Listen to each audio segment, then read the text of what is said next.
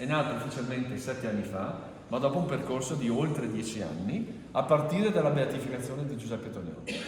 Quindi il senso dell'istituto è sulla scia di Giuseppe Tognolo, un grande sociologo e economista cattolico, fine 800, inizio 900. Lui è il padre della Rerum Novarum, della dottrina sociale della Chiesa, è il maestro della cooperazione, Lateria Soligo, 140 anni di storia, statuti firmati da Giuseppe Tognolo, primato dell'etica in economia, il senso appunto della cooperazione. Lui è un ispiratore dell'Università Cattolica, sono nate le settimane sociali con lui, ha ideato l'idea di un istituto internazionale per la pace nel 1917, ha scritto a Benedetto XV: se noi non riusciremo a fare un istituto internazionale per la pace e la cooperazione saremo destinati a fare la guerra.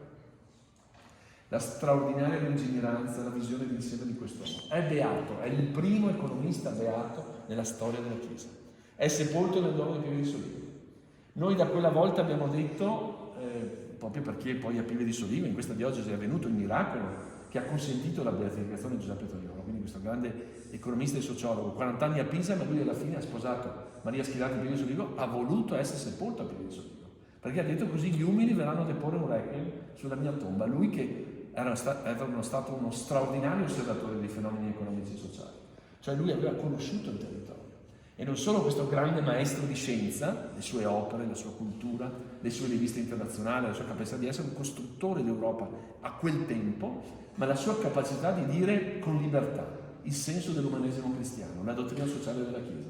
Voleva dire a un certo punto che tra il materialismo ateo e rivoluzionario, che propugnava la lotta di classe, quello che lui definiva tale, e il liberismo sfrenato senza regole che opprimeva, no, le persone, le fabbriche, nelle dimensioni, lui ha scelto la via della libertà, la via della dottrina sociale, il primato della persona, il primato dell'etica in economia, cioè come dire un'economia al servizio dell'uomo, non il tema del profitto, non il tema della finanza senza molto, non il tema, no, del denaro come grande, come dire, e unico fattore, no, legato all'economia.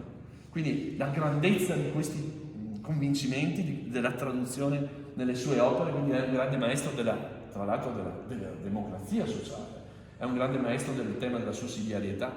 Voi vedete gli scritti del Tognolo, quello che lui anche come leader, perché lui è stato anche un leader del movimento cattolico, lui ha fondato, è stato presidente dell'Unione Popolare dopo c'è stato lo scioglimento dopo dei congressi, cioè lui è stato un grande ispiratore. Il Comitato Nazionale che oggi si sta muovendo per la canonizzazione, perché Tognolo sia santo, mette insieme l'Università Cattolica, l'Azione Cattolica, le 3 diocesi, la FUCI, cioè una realtà straordinaria, tutta insieme, tutta collegata, perché lui è nato a Treviso, ha vissuto per 40 anni a Pisa come docente ed ha voluto essere sepolto a Pieve di Soligo, il paese della moglie Maria Schirati. Chi arriva a Pieve di Soligo, la farmacia Schirati, è la farmacia della famiglia da cui proviene Maria, la moglie del Tognolo.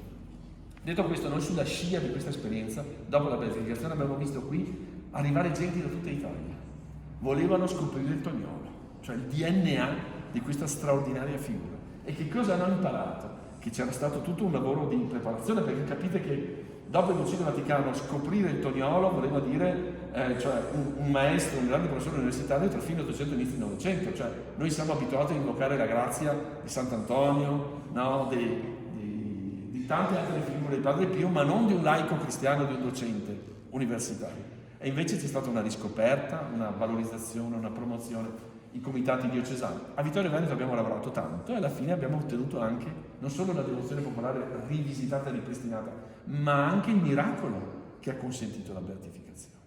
Quindi c'è per noi un rapporto profondissimo rispetto a questa figura, perché, consentitemi, pone il grande tema della santità, non nonostante la laicità, ma proprio in virtù. Questo è il tema, cioè una santità che non appartiene solo ai sacerdoti, ai religiosi, ai missionari, ai vescovi, ma appartiene a tutto il popolo cristiano, cristiani laici in primis. Lui era padre, sposo, 7 figli, 3 muoiono in tenera età, docente universitario, impegnato nel mondo cattolico, impegnato come scienziato al servizio della Chiesa del paese, quindi una figura a tutto tondo che a 20 anni scrive: voglio farmi santo.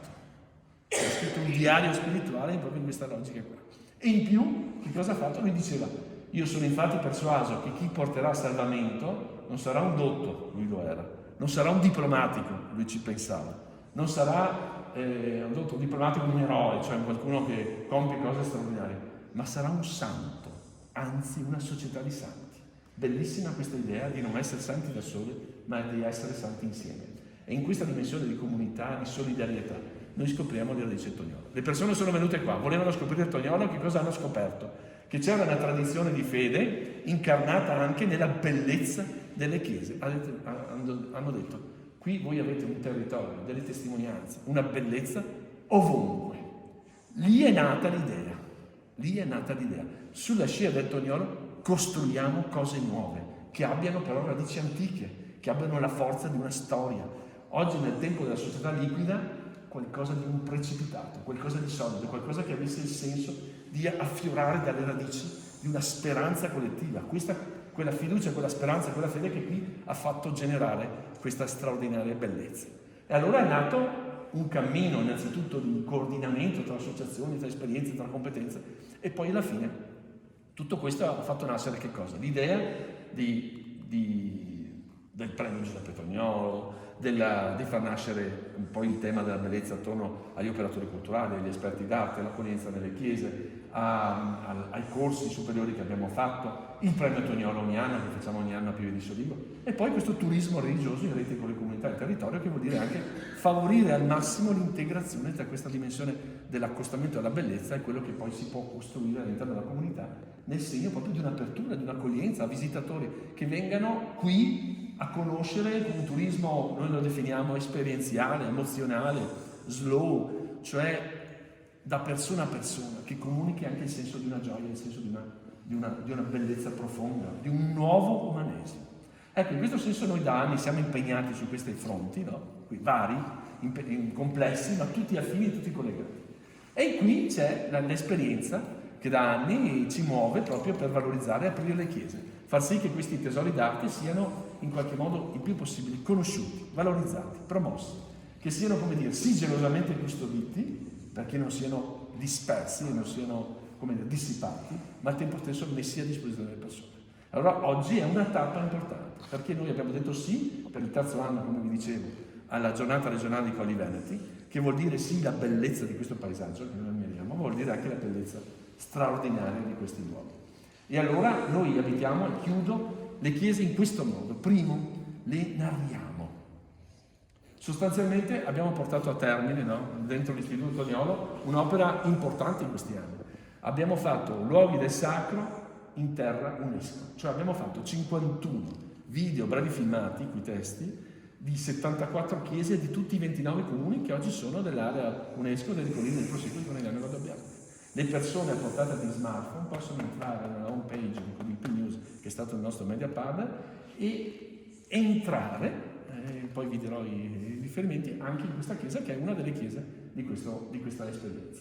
Secondo, noi le mettiamo a disposizione nel senso dell'incontro, delle visite, di persone che abbiano questa esperienza e questa competenza e fanno capire alle persone, anche dal punto di vista simbologico, pastorale, cioè che cosa sta dentro la visione e la storia di questa comunità. Terzo, è una chiesa dove si abita anche una bellezza ulteriore, per esempio quella della musica. Gli amici custodi di bellezza sanno, eravamo qui anche domenica scorsa, quanto voglia dire abbinare l'altezza, la profondità, la sensibilità della musica sacra dentro contesti di questo rilievo. E allora, per esempio, noi siamo reduci da un grandissimo successo la scorsa estate, 13 concerti ogni domenica, la musica d'estate in arte e bellezza nelle chiese più belle appunto di tutto il territorio.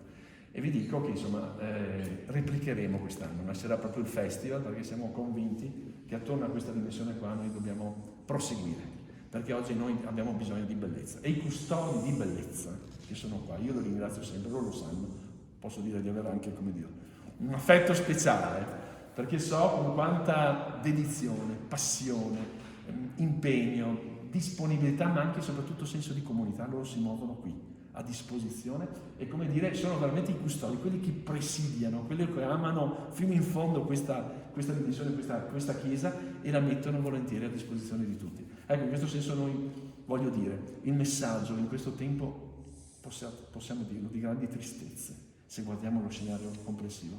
Ecco, noi oggi qua vogliamo dare anche un messaggio che attorno alla bellezza c'è una dimensione nuova di convivialità, di fraternità, di pace fra le persone.